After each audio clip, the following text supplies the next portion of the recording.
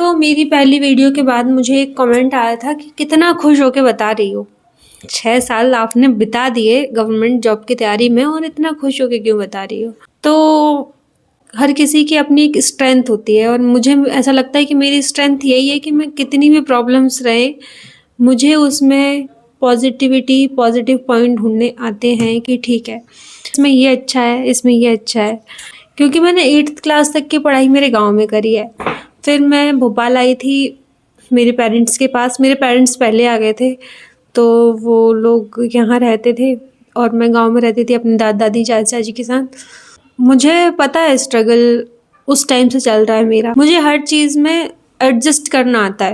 मुझे पता है अभी भी सैटिस्फैक्शन मुझे नहीं है और मुझे पिछले साल तक यही लगता था कि अगर ये एग्ज़ाम नहीं हुआ तो लाइफ़ टाइम सैटिस्फैक्शन नहीं मिलेगा मुझे।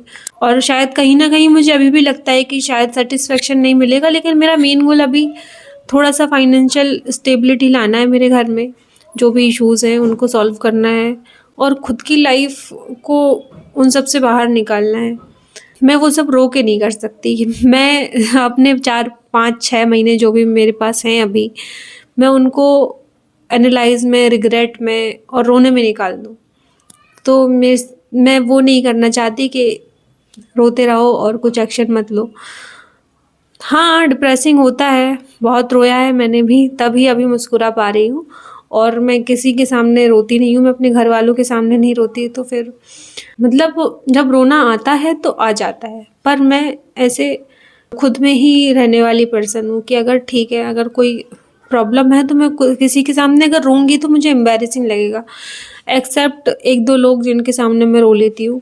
बाकी अगर मुझे रोना आ रहा है तो मैं अकेले ही रोती हूँ, भले ही वो आधी रात तक रोऊँ मैं। तो ये है उसका आंसर।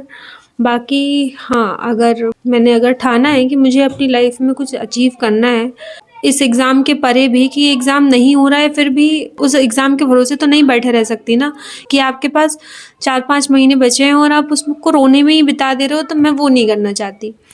और ऑनलाइन अगर आप अपने स्ट्रगल दिखा भी रहे हो ना, तो तब भी उसमें कोई ना कोई कमेंट कर देगा कि आप सिंपैथी के लिए कर रहे हो या कुछ और। जैसे मैंने एग्ज़ाम्पल बताती हूँ, तो जैसे मैंने बताया कि मैं कंटेंट क्रिएशन ट्राई कर रही हूँ, तो मेरा अकाउंट बहुत पहले का है।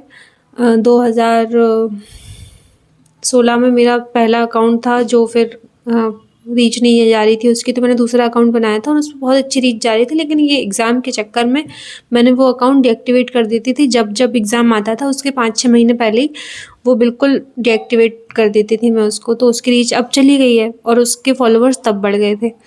तो अब मैंने जब स्टार्ट किया, ठीक है, मेरे में बोलने का कॉन्फिडेंस नहीं था, मैंने चैलेंज लिया कि मैं अपनी स्टोरी डालूँगी और अपना स्ट्रगल बताऊँगी, ठीक है, किसी भी चीज़ के थ्रू। और मैंने वो चैलेंज के थ्रू बताने की कोशिश करी, तो उसमें भी लोगों का यही, मुझे सामने से आगे लोगों ने बोला है, अपने ही लोगों ने बोला है कि सब लोग तो खुश होके मोटिवेट करते हैं, रानी रो के मोटिवेट करेगी। तो ऑनलाइन आप कुछ भी करो उसमें से नेगेटिव पॉइंट निकल ही आएगा, तो उससे बेटर है ना कि खुश रहो। और एटलीस्ट मैं खुश रह के ही पॉजिटिविटी फैलाना चाहती हूँ। और जो लोग रास्ता खो गए हैं ना कि हमारा तो लाइफ ही नहीं बची है, अभी एग्ज़ाम नहीं है तो क्या करें, क्योंकि नहीं होता लोगों के पास ऑप्शन कि अगर एग्ज़ाम में इतना टाइम लगा दिया, कोई स्किल्स डेवलप करी नहीं है, तो अब क्या करोगे, है ना? तो रोते तो नहीं बैठ सकते ना, वो ऑप्शन ही नहीं है। तो मेरा सोचना वही है कि ठीक है, जो भी है व्हाटएवर, मैं खुश रहूँगी। हालाँकि मैं इतना वो बोल रही हूँ खुश होके, लेकिन अभी 2-3 दिन पहले ही अभी मेरा एक फ़ेज़ आया था 2-3 दिन का, जिसमें मैं हाईली डिमोटिवेटेड थी, मुझे समझ नहीं आ रहा था कि मैं क्या करूँ और मैं रो रही थी। मैंने मेरे दोस्तों से इतनी रूड बात करी क्योंकि मैं अपने ज़ोन में ही नहीं थी, मैं इतना परेशान थी। और मुझे बाद में समझ में आया कि उसमें उन लोगों की तो कोई गलती नहीं है कि मैं उनसे ऐसे बात कर रही हूँ। तो ये सब चीज़ें भी होती हैं, लेकिन ये सब चीज़ें कैमरे में कैसे दिखाऊँ मैं? नहीं, सब कुछ रियल नहीं दिखा सकते आप। और मैंने बहुत ट्राई करा है कि मैं रियल रहूँ, लेकिन रियलिटी की कदर है भी नहीं।